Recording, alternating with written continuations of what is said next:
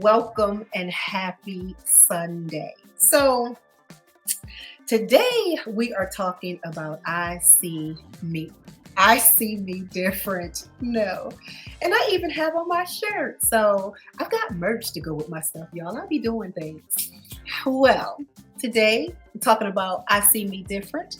I have a guest that I just met and I was so excited to meet her. I met her at a Women's Day spa event and she was giving out some serious massages, y'all. I'm just trying to tell you. And someone was reading her bio or was saying some things about her and was like, she's from Baltimore. Now, y'all know, anybody who knows me know I rep and I love my city. So I was excited. I was like, let's have a conversation. So we started talking. And lo and behold, we didn't even start talking about the topic that we're going to talk about today. But we wound up getting on that topic. And it was so interesting that I wanted to kind of let her come on and share her story because, of course, it's story time, y'all, because I have my own stories.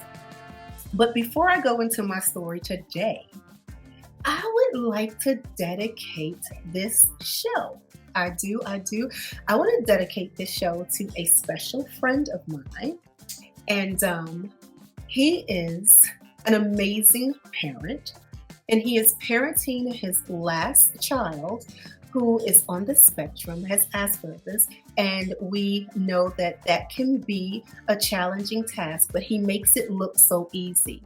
And I want to dedicate this show to him because he has shown me, honestly, how to have patience with the child, how to have understanding, and a big thing, how to have disciplinary actions with nurturing and caring as well. Because as a parent, I kind of can be a pushover. I can get into the emotions and I can excuse the behaviors and kind of like, let's do this, let's see this, especially because of my therapeutic background. I'm always looking for, let's look at it this way. And sometimes we really have to look at it holistically and we really still have to attribute the right disciplinary actions, the right amount of love, the right amount of nurture, definitely the right amount of guidance. So I just want to say thank you, aka Mr. True, for teaching me so many things about having a child that is different to the world, but they are loving to us and they are such amazing. So, to add to my story time, as I just said, having a child with what my friend calls the letters, right? So I have children who have been diagnosed as ADHD. Now, with ADHD, that is, of course, not on the spectrum. It's not autism. However, sometimes it displays the same behaviors, right?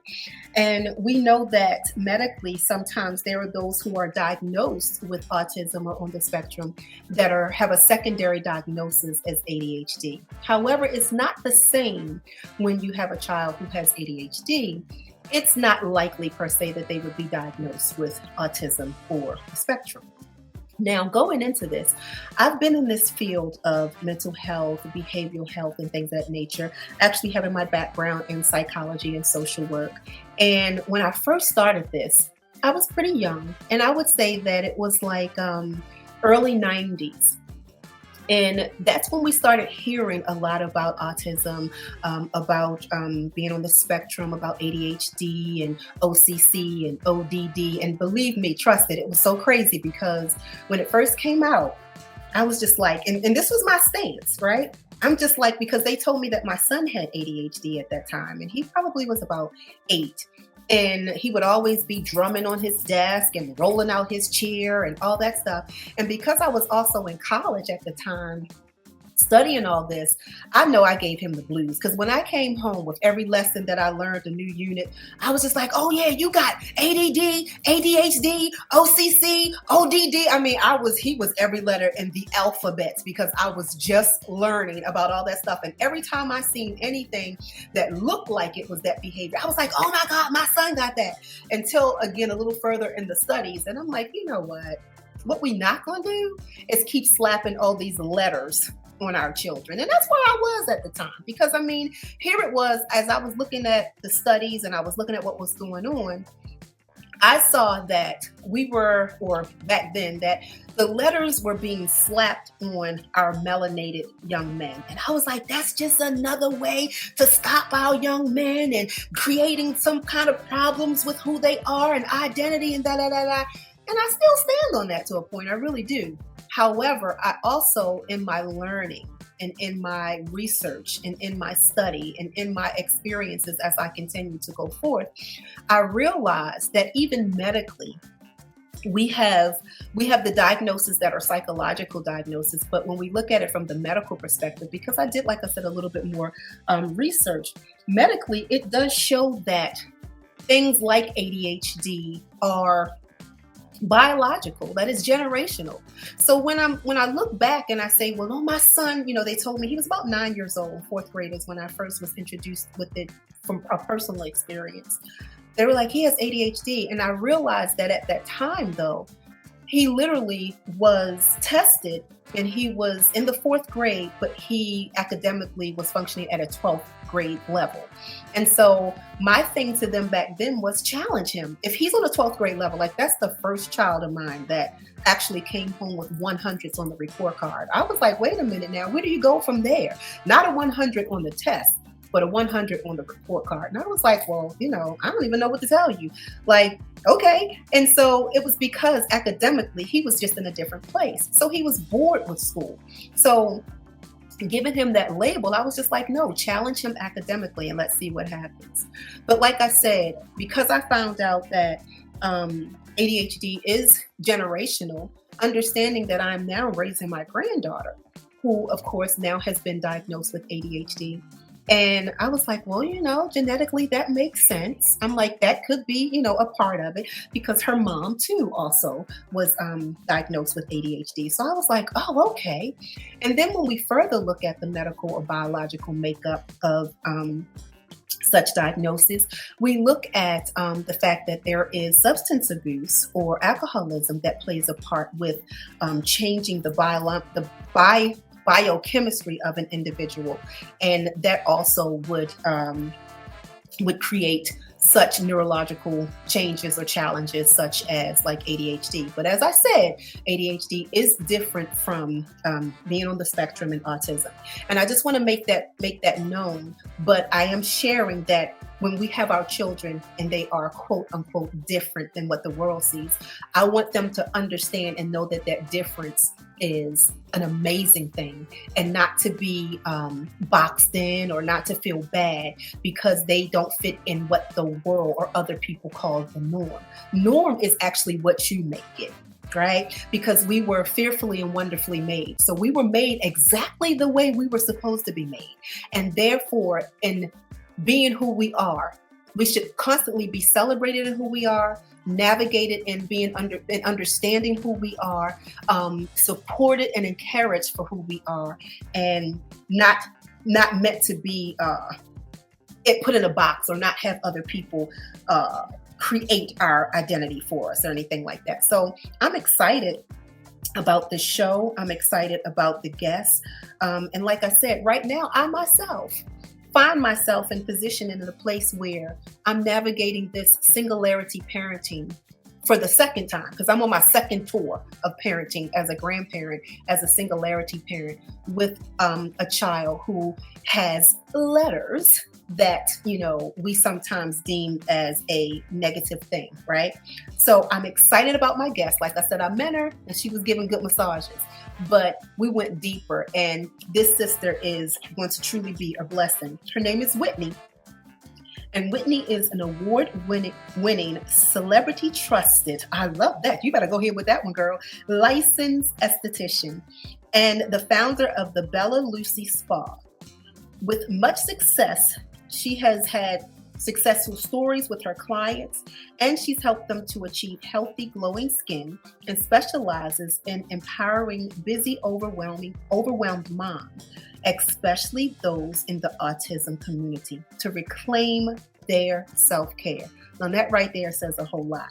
And like I said, I dedicate this show to my special friend, and we're going to talk about that because we have men who are present who are showing up, who are there raising their children also that has quote unquote the letters or on the spectrum of autism. And I really want you guys to know that it's just not the moms, but I'm thankful for Miss Whitney, who has taken the time out to make that moms feel special, because it is a challenge.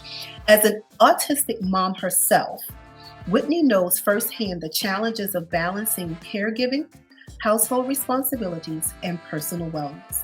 Her journey of prioritizing self-care after her child's autism diagnosis inspired her to advocate for other moms struggling to find balance. Through her work, Whitney bridges the gap between parents of typical and atypical children, showing how self-care is essential for your mental, physical, and emotional health. Say that! Beyond her spa, Whitney is passionate about creating community and connection. Her recent life series, Escape the Burnout, highlights the importance of self-care and preventing overwhelm and features conversations with grief, trauma doulas, entrepreneurs, and wellness advocates. Whitney is on a mission to redefine self-care for busy moms. Thank you, Whitney. It's needed. Establish herself as a leader in the beauty and wellness industry and advocate for the autism community. She's ready to share her story, and I'm ready to hear it. So let's come on in and welcome Whitney. Come on in the room. Come on in the room.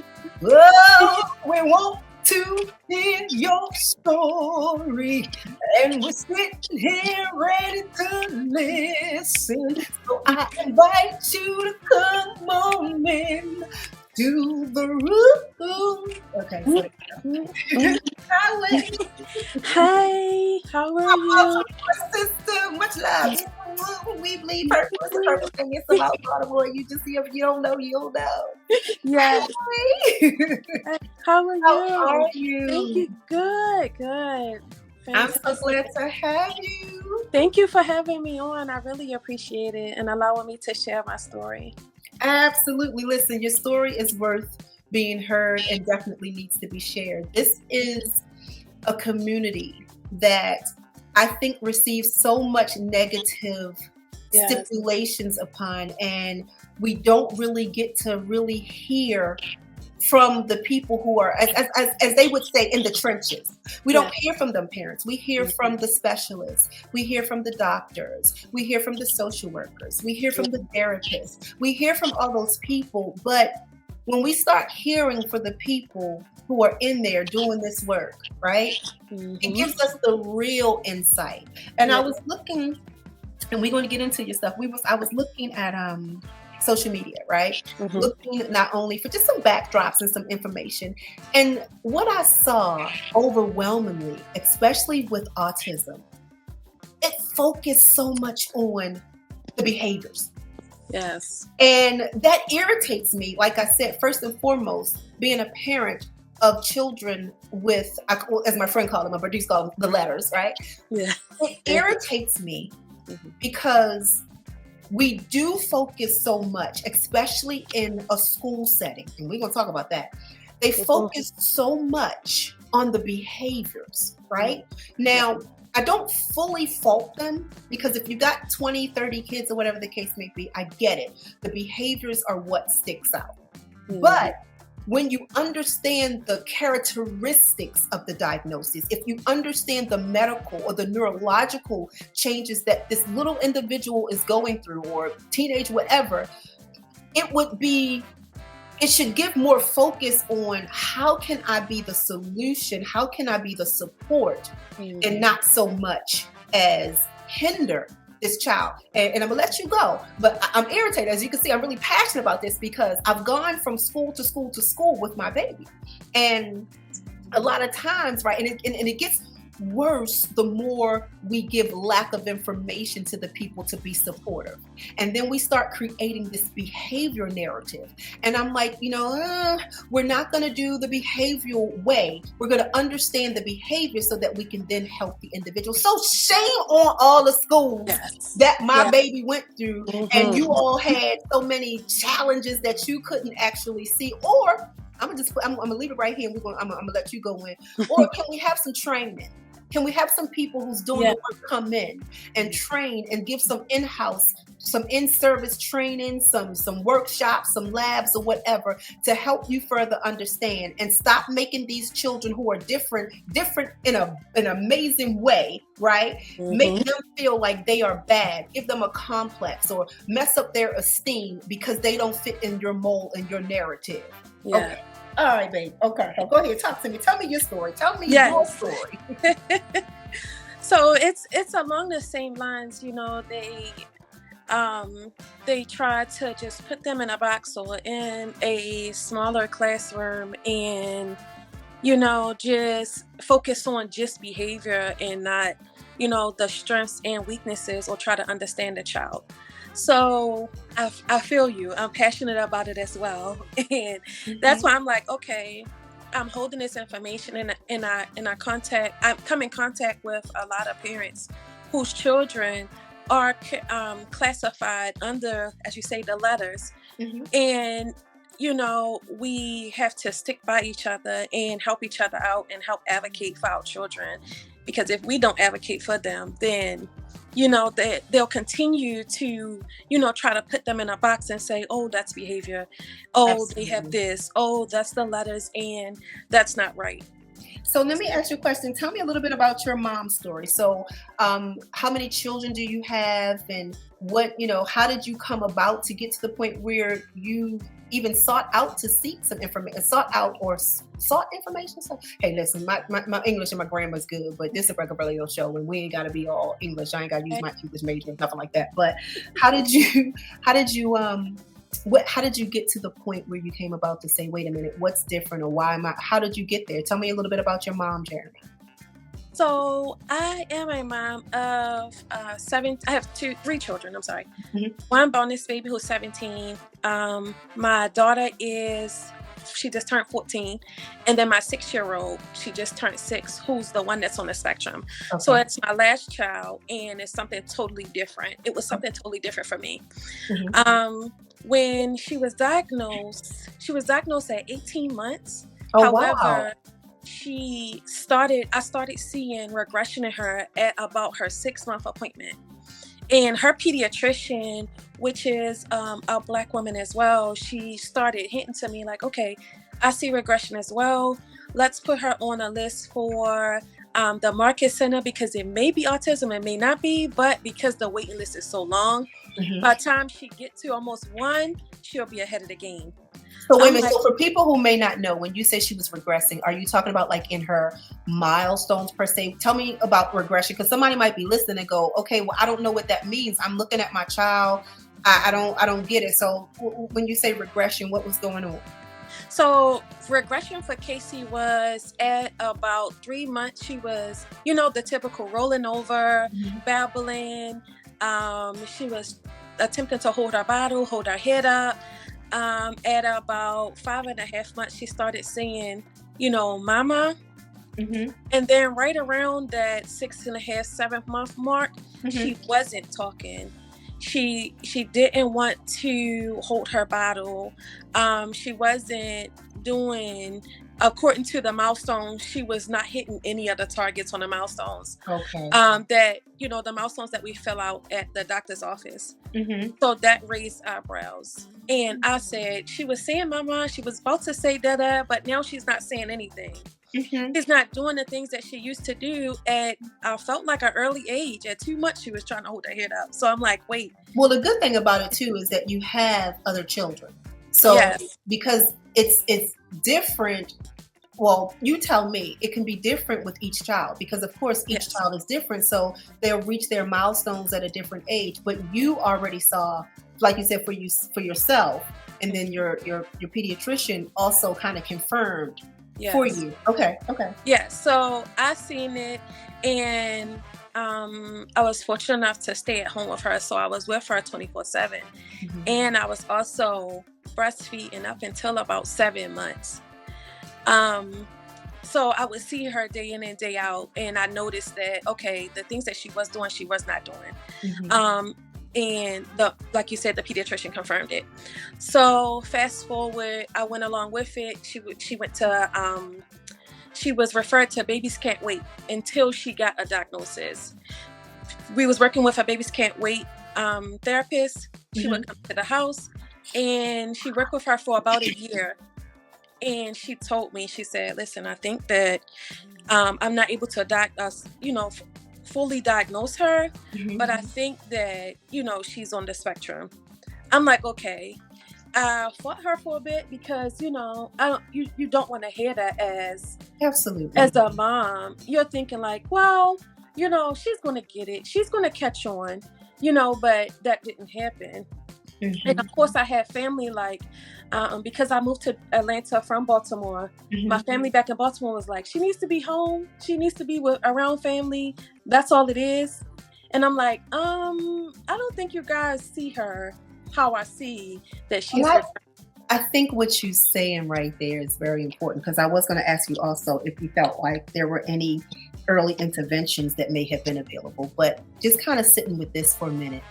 I know that somebody may be thinking, I don't want to share this with my family because one, you feel like you're the blame, something went wrong, what did you do? Now people are questioning you about your pregnancy, they're questioning about what you did. They're making you not indirectly sometimes, it's not always purposefully, but they're making you feel like, okay, what did you do to make this happen? You know what I mean? Or Yeah. you share that, and then some people, family wise as well, may want to shell you. And I share personal stories. This is a whole out the box situation. I remember being pregnant with my daughter, and as you being pregnant and aware, at 5 months you have your genetics testing at 20 weeks, and so my genetics testing had come back abnormal. And so they were like, there's a very high chance that your child may be born with what was called trisomy 18 or whatever, and was like, she may never leave the hospital, blah blah blah. If she makes it at birth, she'll probably be severely deformed and severely retarded. And I remember my husband at the time was like, I don't want no baby like that. You could just get pregnant again. And it was just like, wait. So a lot of, and especially sadly enough, and I want to talk about this a little bit too, in our culture, we don't really accept with instantaneously children that are not quote unquote the norm. Yes. And I kind of wanted to share that with you about two things. Do you think there was early intervention that that was available, and or how do you see our culture receiving children that have letters or on the spectrum? So because my pediatrician, we've built a relationship, and she's able to talk to me um without any, not necessarily regard, but she can really talk to me and let me know what she's really thinking when Hmm. it comes to my children, because I've built that relationship with her. Hmm. Hmm. So because we had the early intervention was Babies Can't Wait. Okay. However, because I was so optimistic that she's not on the spectrum, I don't have anything to worry about. My other two kids are fine. She's gonna be fine. I had that mentality because I didn't see anybody on the spectrum or even diagnosed with any type of um um uh any type of the Like letters. characteristics or behaviors in that. Exactly. Okay. Okay. Okay. So, it was so foreign to me. I'm like, there's no way. I did everything I was supposed to do when I was pregnant, so there's no way. Hmm. So as the therapist was coming to the house, I was not really applying what I needed to apply to my child when she was gone, Hmm. if Hmm. that makes sense. Hmm. So I do feel like she still had early intervention because she was diagnosed early. Hmm. At 18 months she was diagnosed, and that is considered early intervention after the diagnosis. Okay, I get that. And that's good. And that's really good. And I just want to pause and say this too. Just those who may be new to the show, we're not given medical information. I'm not, trying to come with something real deep or this, that, and another. These are people's stories. And this is what people need to hear sometimes without all the diagnosis, the big impactful, whatever. People's stories are impactful. So, if you're listening to this podcast and you're trying to find out what it is, what the medical diagnosis is, or you're trying to go real deep, this, that, and other, this is deep on another level. This is people sharing their stories, and people are won over by the words of somebody else's testimony that can encourage them, inspire them, impact them, empower them, whatever. So, if you want the diagnosis information and the axes and things of that nature, you can go look that up on your time. But right now, we just want to tell the stories of parents and people who experience these things. I did want to go back here. Do you think that our melanated culture are less acceptant to children who have letters or on the spectrum than our less melanated or non-melanated counterparts? Absolutely. Absolutely.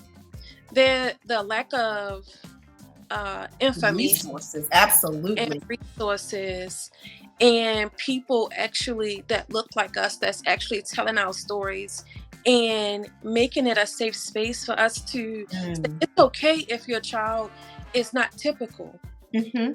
But it's what makes them not typical, because it's society standards that says, oh, this is the normal. This is what your child should be doing. But if your child does not fall in that box, it's okay. And you know what? Their normal is normal. It's normal for them. And that's what we have to also let people know, because I'm all for inclusive. Inclusive. You know what I'm talking about. It's like, don't put me in a small group, right? Understand that the child has to live in life. And society is not going to always pamper and say, oh, well, let's just put you in a small group. Or then you might have those in society to say, I'm going to put you in a small group, but I'm going to limit you because you're in that small group because of whatever. And I'm like, just because I don't look like you, and I'm speaking from the child's perspective, just because I don't look like you or I don't act like you or I don't function like you, doesn't mean that my norm still isn't a norm and that I'm still great and the great person that I am. So don't do that to me. So I'm all for making sure they are mainstream, but understanding what's going on. Even with this, let me ask you a question. Your daughter is 6. And I'm asking you this question because I know for myself, I didn't go into the school system, which I can't say.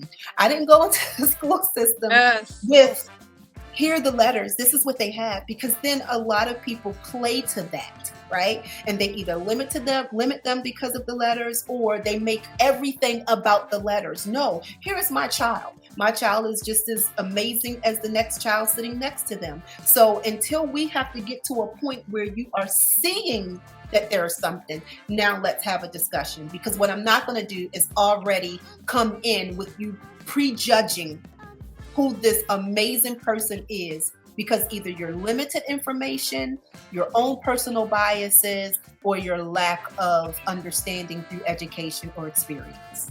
Yes, I agree. No, on the other side of that, I didn't have that information to not go into the school system without labeling my child. All I knew was, oh, they had to have ID, or they had to do this, or they had to do that, and they had to follow their standards. But now, in my experience, my baby is 6. However, I pulled her from school because what I seen and what I know and what I want for her, they were not meeting the standards of. And doing more research, I see that I can pick and choose the school that my child goes to and how they treat her. That. Somebody needs to know that is advocating for your child. They do not have to go where they're sent. Okay, exactly. Or the zone school, what they consider the zone school, your child does not have to do that. And if they cannot fit the what your child needs, then you have to go a step further and see what school does. So in my experience, I've pulled my child from school and left her in ABA because it was more beneficial. And what school was teaching her, I teach her now. And I get with the RBTs which are the therapists that work immediately with Casey on a daily basis, I get with them and the supervisors and let them know what I want them to work on with my child. You Mhm. know, what I want to see growth in, what her strengths and weaknesses is. And I am her voice because she's nonverbal. Okay. But not only because she's nonverbal, but because I know what my child deserves. Mhm, And mhm. they don't step up and say, "Oh, you know what? I think we should try this." They don't. You have to tell them what you want and what you want to see from your child. So I pulled her from school, but we at a time where she's getting older and she's going to need school. So I'm going to the school, and I'm going with advocates as well, so that she can not be limited by an IEP or not be limited by their standards. I'm going to let them know what I want, just like I did at an ABA therapy. I'm going to the school system and let them know what I want. If they can't do that, then we'll have to find another school. And I am so grateful for your advocating because sadly enough, like you said, a lot of people don't know how to do that. Mhm. And even if you do know how to advocate, may have a fear because we're talking about bucking up against a system. And the Yes. system seems so big when we have to Mhm. go in there and advocate for our children. But Yes. I employ all of those parents of children who are different in a positive way, in this most amazing way, that you do a lot of research and that you get this information so that you can take it to the schools or take it to the districts and say, hey, I'm here advocating for my child and this is what I want to see. And you said something about, your team. A team is very important. So tell me, how much support did you finally get, like maybe from your family, or how important is your team in this process? I know for me, I've coined this word singularity parenting, and that is very challenging if you have a child with who is creatively unique and different. That it's imperative that we have that community. So tell me about your community, and or let the listeners know how can they build that community and how they can get to be like a Whitney who's like, look, I mean, everybody can't be from Baltimore. Kind of you with you, but tell them, how do they become a Whitney in their community, or finding the right people to help them advocate and navigate through this? Okay, so first, it took about a good year and a half for me to get everybody on board. So I was the only person that was saying, okay, maybe let me get her tested. Okay, maybe let me just see what they're talking about. Even though I have everybody else saying she's okay, there's nothing wrong with her. You saying something wrong with her, just bring her back to her family and be around kids and so on and so forth. I've heard it all. And I'm like, okay, I hear what you're saying, and I hear what the professionals are saying as well. Let's just go see what's going on and what they're talking about. Let's just see if let the test be done and let the test prove us wrong. I'm like, the test, I'm going to go get her tested so they can get off my back about early intervention. And that's what I did against everything I knew and what everybody that was around me was telling me and beating into my head. But I had to say, wait, what if something is going on? What if she needs help? No one, it's not going to fall on anybody else but me because I'm her mother. Mhm. Everybody else can walk away. I cannot. So I I had know that's right. to do that. So in that process, I did it. She was diagnosed, and then her dad and her grandmother, then they were like, well, okay. Well, now that she's diagnosed, now what? So they told me it was a 2-year waiting list for the center that was supposed to diagnose her. Um, I got that diagnosis in 7 months. It was Wow. nothing but the grace of God, because it was something in me that said, this thing said 2 years. I'm not accepting a 2-year waiting list. I was on that phone and I was persistent. I Mhm. didn't have a job. I didn't have anything else to do either. So I'm like, wait a minute. We need to know now that every doctor's visit, the ear, nose, and throat doctor, the another ear specialist, they sent me to everybody. Everybody's like, if she is, early intervention is key. Early intervention is key to set her up for her adult life. So I'm like, okay, I have this in my head. Early intervention is key. And I also have everybody else in my head that's saying nothing is wrong with her. So fast forward, got her diagnosis in 7 months. Then they said, okay, it's another waiting list for her to get into an ABA program, which is what she needs. And that was that early intervention that they were talking about. So I'm like, wait a minute, she needs this. And you telling me it's a year wait list everywhere? I'm not accepting that. I know that's right. So within 2 months, I got her diagnosed February of 2020. By the time April of 2020 came, she was in a school. She was in an ABA therapy clinic. I know that's right. Full time. And they tried to tell me they accepted her for full time for what she needed. And then 2 weeks before she was supposed to start, they told me, oh, we can only do her part time, 4 hours a day. I did not accept that either. And she went full time. So I say that to say, no matter if you don't have anybody advocating for you, you don't have a community, you don't have somebody pushing you to say, okay, yes, get her tested or him tested, or do whatever you need to do for your child. Make sure that you push past that and do it. And so that was, I was going to ask you, what have you found in becoming an advocate? What have you found most parents to say is their biggest challenge? So, I'm not an official advocate, so well, as of today on this here show, yes, you are. So I'm not an official advocate, but parents do reach out to me because. Well, no, wait, Whitney, I gotta stop. You are.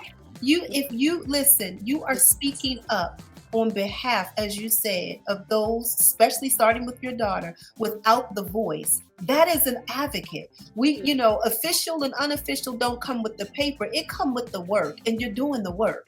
So, yeah, Whitney is an official advocate for her community, the community of those parents and those children with autism. You are an official advocate. And this here is your platform also to solidify what it is that you're doing and what you do, even the information that you're giving people. You are, like you said, you are voice right now for the voiceless. You are giving resources. You are giving drops, strategies, and things for people to do to navigate through this journey that can be really a very challenging one. So no, you have officially on this being unboxed. Yeah.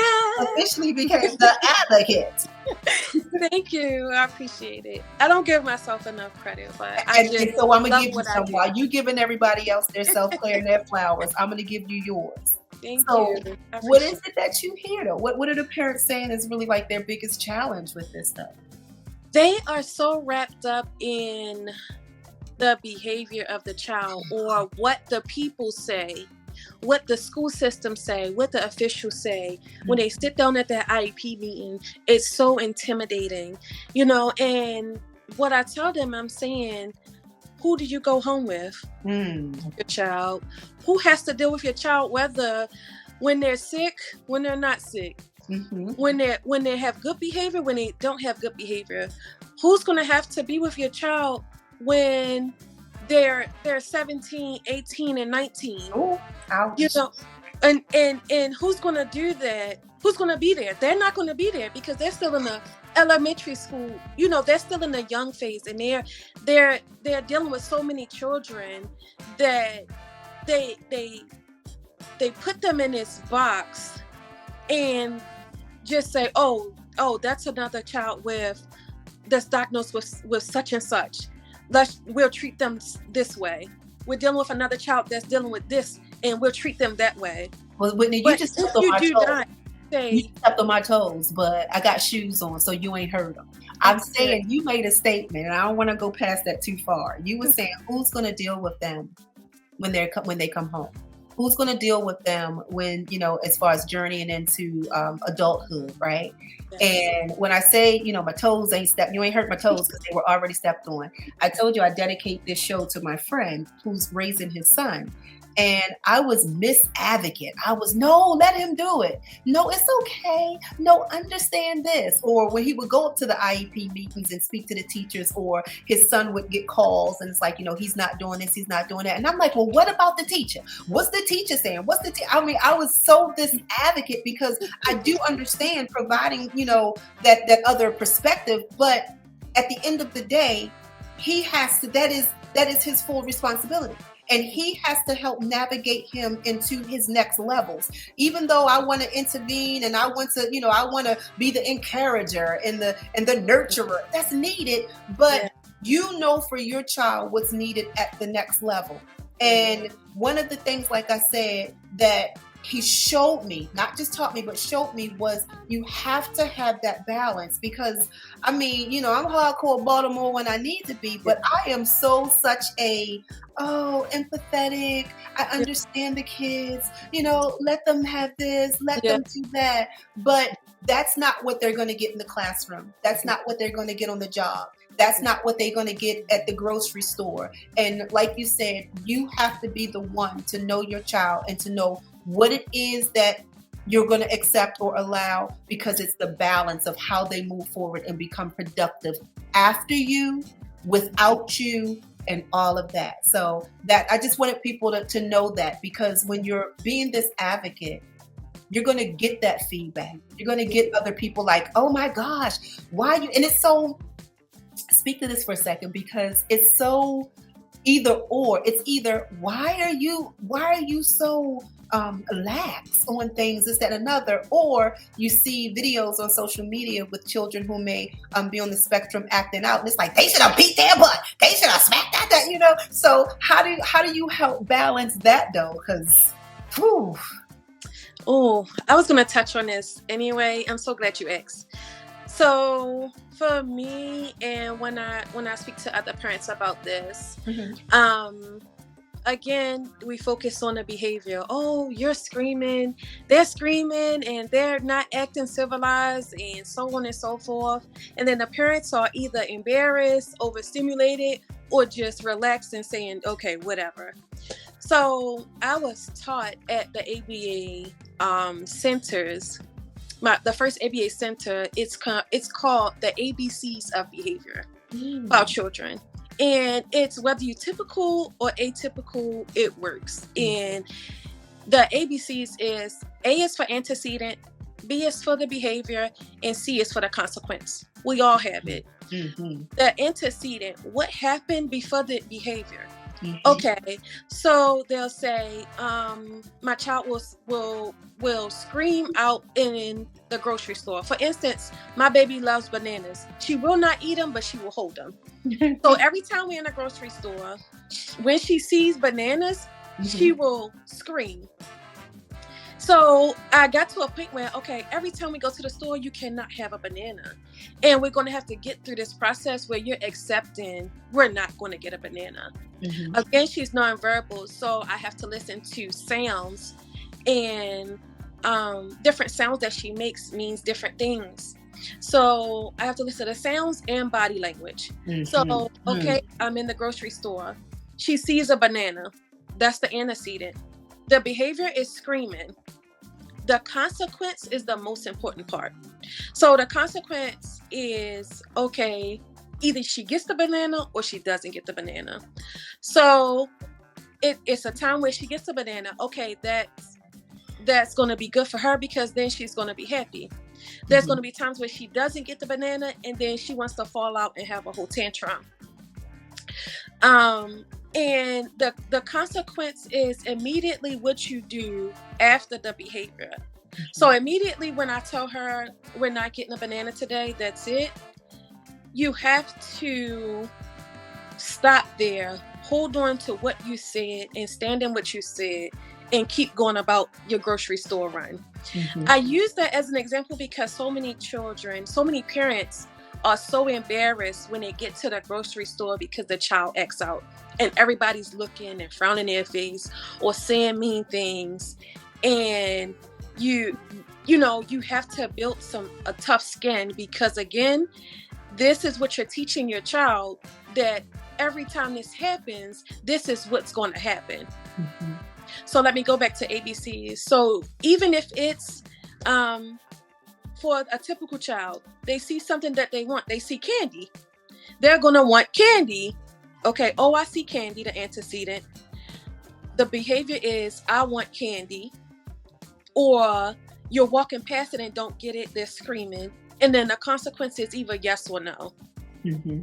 Mm-hmm. So any behavior that is, you have to see what happened before the behavior and what you do after the behavior in order to fix a situation. So share with me this. I want to go a little inside of Whitney and maybe any other parent who experienced such things. What does it make you? How do you feel when you have to do the behaviors? What does it make you feel like as a parent? Is there any triggers within you that's just like, oh, I question this, or I'm thinking about that? How does that make you feel? Because I'm hearing that not only you're knowing this information, but you're applying it, but it also puts you in a position. What does that do for you as mom? What does that do as that parent, for that parent? I am, I am a crybaby anyway. Okay. So of course I can have the rah-rah of the Baltimore, right? Mm-hmm. But at the same time, who I am is always emotional. I am sensitive. You say one wrong thing to me and I'm like, oh wow, okay. And then I feel some kind of way. I was always that person. Mm-hmm. So I go through a range of emotions when it's time to deal with all of my children.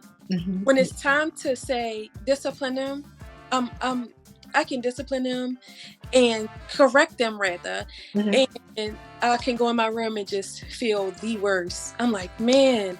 I'm glad you said that, because I feel the worst. I'm the same way. And I'm saying that too, because for the typical parent, right? Or the typical child, right? But when you have an atypical, and that means that you have a child, like you said, with the letters on the spectrum. I know for myself, right? Because I'm an open book, I'm vulnerable. I too go through my own, like, wait, if I fuss at her because she's done something that is behavioral, but I know that it's neurological. I know it's the ADHD, but I don't like to be like, everything ADHD is not. But when I know, I hurt so bad, like you said, and I cry because I'm like, I don't want to be what the world is going to be to her. Like, it's a lot of times when we're talking and she interrupts me all the time. And I'm going to say, she said 50-50 because I be having a good conversation with her. But I'm going to give you a little bit more credit and say 75-25.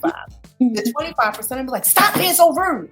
And then I stop and I literally be like, she stopped being rude. But in that moment, with me trying to get that information, to her, and she's, and those are moments I go in the room and go, look, you got to have a little bit more self-control because you know what you know. And if you are helping build her up for what's out there that either don't know what you know, or is going to create and make her already feel bad about being a behavior problem, you have to be the safe haven. That doesn't mean that you don't discipline, because you do your job. Yeah. But I just wanted to know, and let, other parents and listeners know who maybe listen to this, that's okay. That means you're human. That means you have feelings. That means you love your child, that it's okay. It doesn't mean that you need to bash yourself for not, for doing something, because you're not perfect. But I always say this for parents. If you are parenting out of pure love, out of everything that you have in your heart, and out of whatever your situation is, your circumstances is that is surrounding everything, if you're doing that, you're doing an amazing job. So you got to give yourself credit. Absolutely.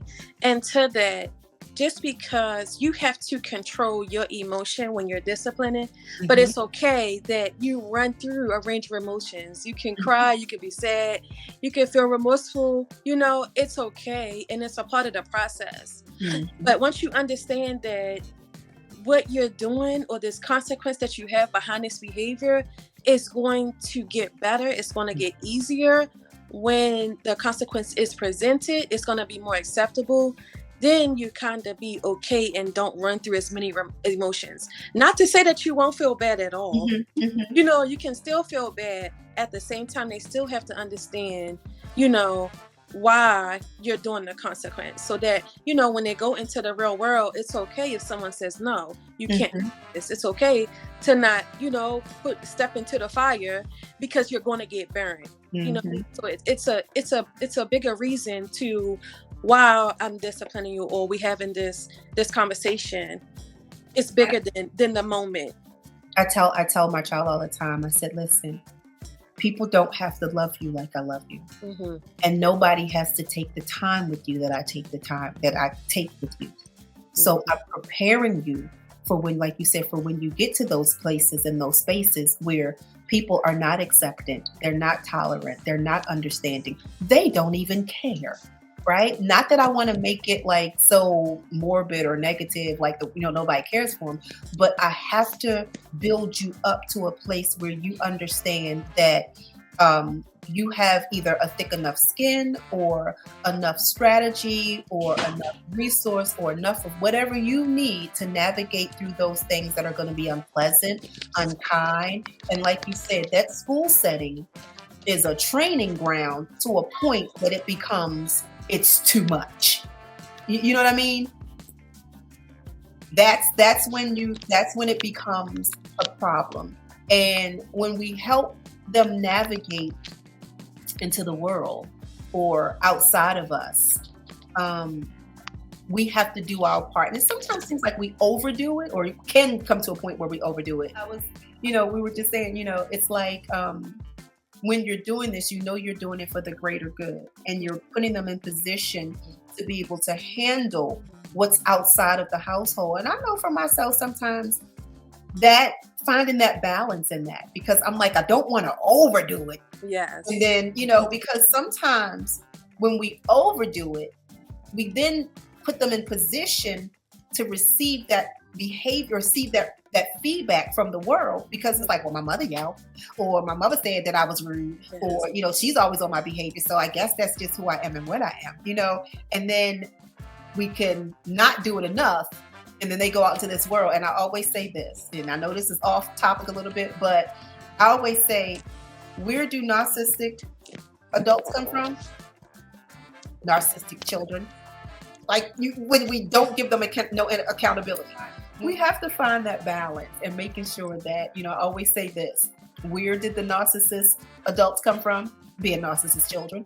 And where do narcissist children come from? Nobody making them be responsible or held accountable for their actions and behaviors. So we really constantly have to find that balance to be like, okay, and this is my strategy. I'm gonna ask you for your strategies, but I know one of my strategies is when I have to discipline you, or when you're getting reprimanded, because nobody's in. I don't use we getting in trouble, because you're not in trouble. What I'm doing is I'm teaching you, I'm helping you to become better, right? So I know I don't always hit the mark, but my goal is always, when I have to discipline or reprimand you, I'm going to tell you why, and then I'm also going to give you love, and I'm going to dote on you as well, so that you find that balance into, guess what? If I've done something that wasn't the better choice, that doesn't make me a bad person or not better person, but that you still have to be held accountable for that. So I was going to ask you that, like, how do you discipline?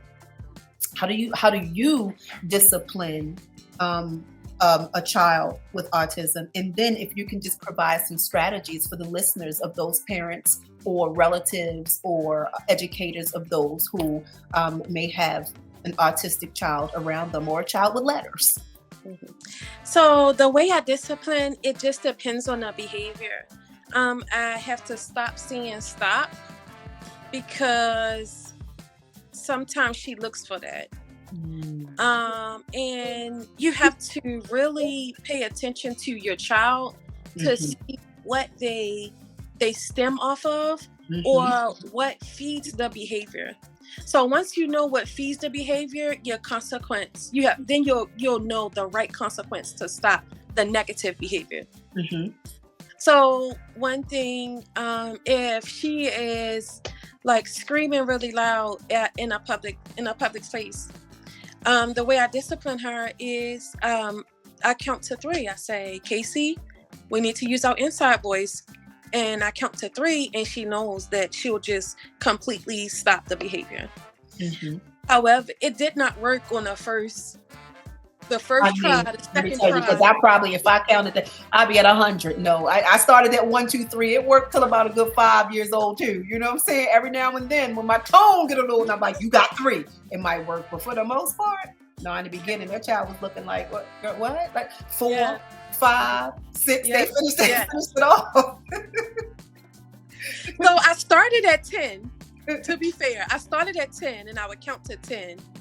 And I had the therapist that worked close with her to do the same thing. Okay. So that's the important thing. Whoever your child is with, y'all do the same thing and be on the same page so that across the board, it works for the child and it doesn't confuse the child. Mm-hmm. Or they're really smart, so they won't outsmart either adult when that happens. Mm-hmm. So 1, 2, 3 really works.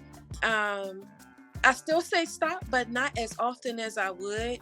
So if the behavior comes where she's screaming and I'm like, "Stop, Casey," and that's it, then I won't continue to say stop, stop, stop, stop, because then she'll want a reaction from me. That's attention. Mm-hmm. So I know Casey now to know, like, okay, you just wanted attention, but I'm not giving it to you because you had that behavior. Mm-hmm. So the important thing when your child is on a spectrum or they have letters is that you understand what makes them react Mm-hmm. either positively or negatively. Mm-hmm. You use the positivity to your advantage, but when it's negative, you figure out what makes them keep going or what feeds the negative behavior so that you can stop it. Now say that. That's a good pause, stopping point. Say that moment. Yeah. Yes. Look at what is feeding that negative behavior. Yeah. That's a good one. That's a good one Yeah. right there. So I just want to transition a little bit because in your bio and being a recipient of the massage, what else are you kind of doing for the moms at least that are having have a child with autism or have the letters? What are you doing for them? Because trust and believe, baby, I be needing my ADH away day, week, month, whatever. And I used to feel guilty about that. But what I realized is that I'm going to say this: it takes a special parent to raise a special child. And many parents are not able to do that. And I understand that. I'm not judging at all. But I really do know it does take a lot of patience, a lot of love, a lot of self-reflection and self-healing, a lot of emotional intelligence to do that. And having to do that every day, 24 hours a day, you need a minute. Yes. So what you doing? Because I want people to know, not only are you an amazing mom, not only do you have these strategies, not only do you have your testimony, but you're also doing things for other people on a different level, because that's very important when you have us. And I say I see me different. When I see me different, but that's a positive thing. When you have a different child, you need some different things as a parent. So what you got going on? So one thing that I didn't touch on that I wanted to go back to was the community. You have to build your community. Your community may not be your left, and when you look to your left and when you look to your right, that person that's there. What I mean by that, it may not be your family. It may not be your friends. It may not be who you think it will be or who will be in your corner when it comes time to vent or have a moment.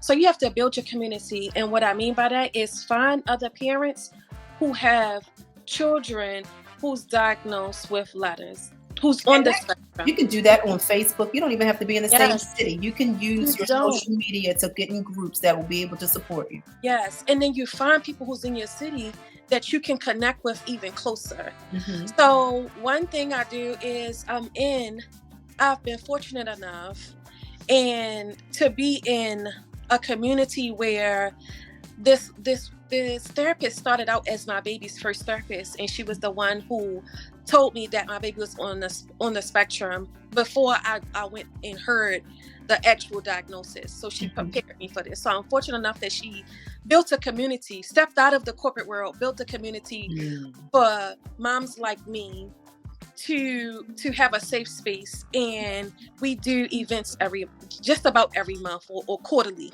and we have meetings, Zooms every month. That's awesome. So that's one thing that I do. Now, is that Another open? Is that open for other parents that you can share that? Okay. Okay. Absolutely. It's called Spectrum Connect. Is what Mm, it's called, and we're on Facebook.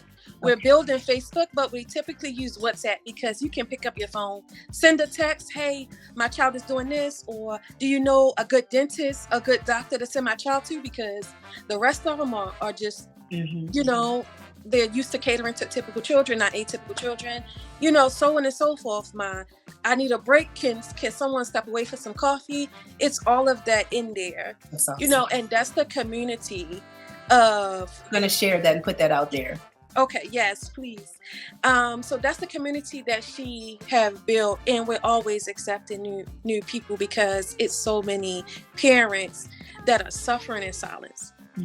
Hmm. So for my business, Bella Lucy, it is near and dear to my heart because my baby's on the spectrum, and I cater to typical and atypical parents.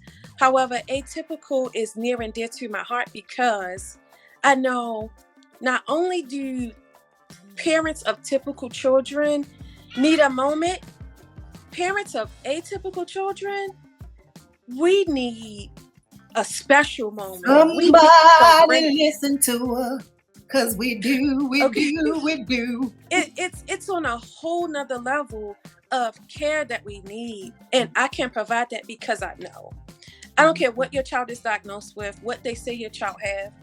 Um, I am providing so much so a sanctuary where you can come and really let your hair down. Mhm. The goal is to be able to bring your child to and have a therapist there. That's where Bella Lucy is going.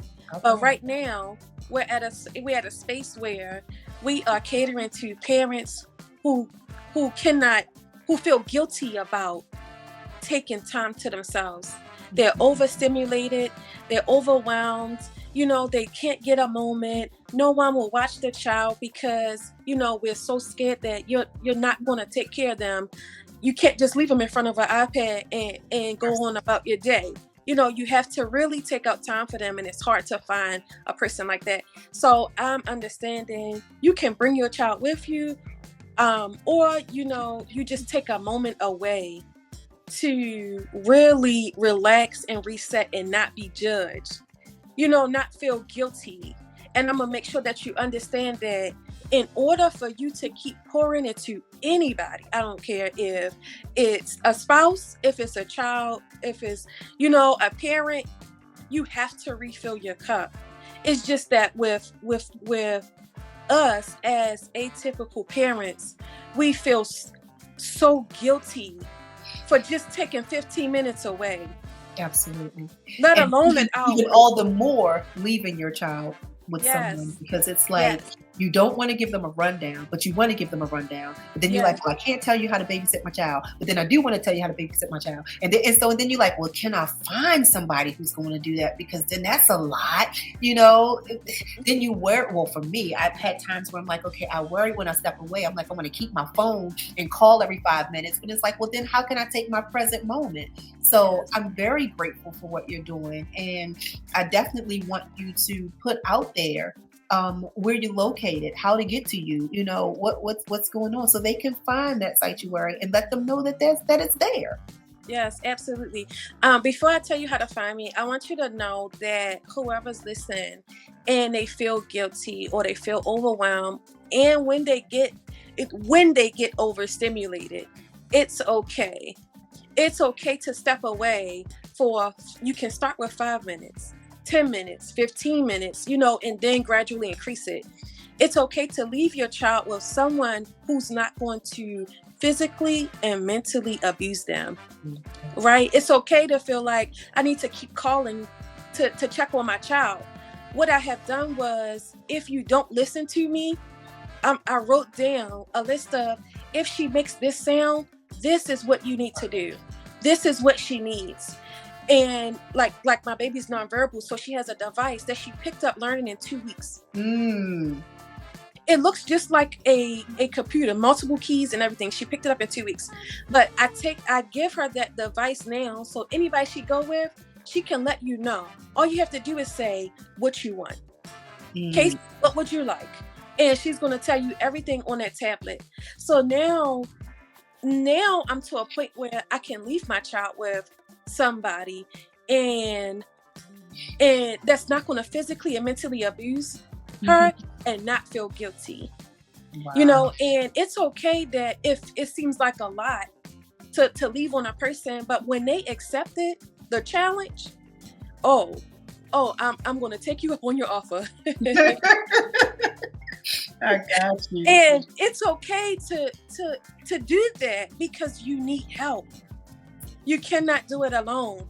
That village that they always talk about, make sure that you built it and use it so that you can refill your cup and be able to positively pour into everybody else that you need to pour into, especially have the patience for that child. I know that's So right. Mhm. I just want to make sure that you understand that. Read up on the ABCs of behavior as well so that you understand how to deal with your child and set them up to be successful in this real world, because the real world is cruel and you want to make sure that you build their skin tough enough where they can withstand anything.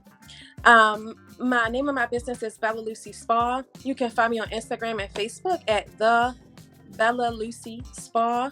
That's TheBellaLucySpa.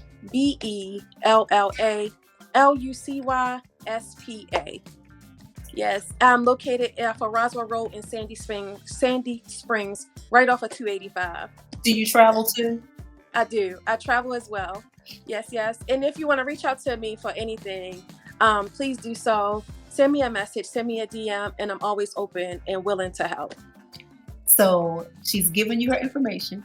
So not only can you go and visit and be pampered and allow yourself to love on you so that you can then love on your child or children, send her an encouraging word. Send her a message. Hey, you know what? Thank you for your testimony. Thank you for sharing your story. Thank you for if one or two nuggets that just hit me and helped me. Because I mean, she gave me some information. She stepped on my toes. She encouraged me. She confirmed some things with me. So if she did any of those things for you too, drop her a message. She's on Facebook.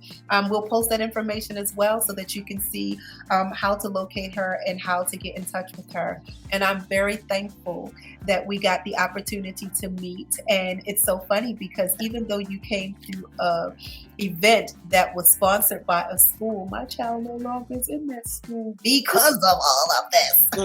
Because the teacher was trying to make it a behavioral issue and constantly for any and everything she did would send her to the office. And I had a talk with the teacher and I was like, hey, we're not going to play up the ADHD and make that an excuse for all behaviors, but she's not being rude. I'm like, her impulse is not as others. So she may, say something after you say something, but I even had to ask the teacher, I said, did she say it in a sarcastic or smart tone, or did she just ask you a question? And she was like, well, she just asked me a question.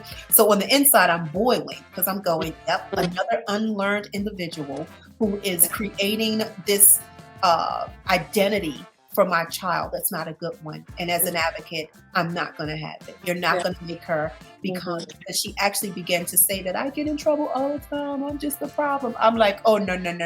This is not your community. This is not your environment, because that's not the situation. You know what I mean? Yes. And then sometimes in that arena, you'll have people who actually will provoke behaviors. Yes. Right. So yeah, finding your community is definitely important. And I'm so glad that I was able to find you in a community that it was time to go, but there was something great like you that came out of that connection. So in the final thoughts and just summing up what we talked about, when you have a child who's different, it is good to see them differently. See them for who they are. As Whitney spoke about, check out their body language. Pay attention to their body language, verbal or nonverbal. But make sure you begin to have and know your child so you know what they will and will not do. right? You will look at understanding how they function and how they navigate because you've been taking the time to get to know and build a relationship with that person. Don't let anybody make their behaviors their identity. Yeah. Advocate for your child. If you feel like you don't have that enough information or resource or even the voice to speak, connect with people through the groups. Find your village for them to help you navigate the things. Sometimes, you may not be the verbal voice, but you might be a writer. You can write different people. You can write organizations. You can put in writing to these resources that would be able to supply you with what you need to help you advocate for your child. Take time for yourself. Yes. Take time for yourself, right? As we know, and we've probably heard, you can't pour if your cup is empty. You have to make sure you fill your cup. And that may not be able to, that may not mean you might be able to make it to the spa, or you may not be able to get your nails did, or, whatever. But that 5 minutes that you take, if it's in the bathroom for yourself, I don't care what chaos is going on outside that bathroom door, you take those 5 minutes and you breathe, Yeah. and you ground yourself, and you become present with what's going on. And in therapy, we use models where you look around you and you use your senses. You look at what you find what you see and focus on that. You listen to a sound and you focus on that. You listen to a smell and take for 5 minutes. Allow yourself to be grounded and present to where you are. Another thing before we go, if you have a child with letters, if they are on the spectrum, address the behaviors. There's nothing wrong with that. You are allowing them to be quote unquote normal because that's what's going to have to function outside of you. There is a world, a space, a place around them that's not going to be able to give them or address them or deal with them the way you do. So it is accountability to prepare them for life outside of you. That's very, very important. And if I can leave you with nothing else, it would be, let's not make the behaviors the person, and let's love on the person for who they are, even if we see them different. Because guess what? I see me different, and that's a positive thing. All of us are not the same. We are all fearfully and wonderfully made individually. And you know what? Say that. Thank you for joining. Thank you, Whitney. Thank you for having me. I love this. Absolutely. And okay, record that. Stop playing. Stop playing. Stop playing, producer. Stop playing. You play.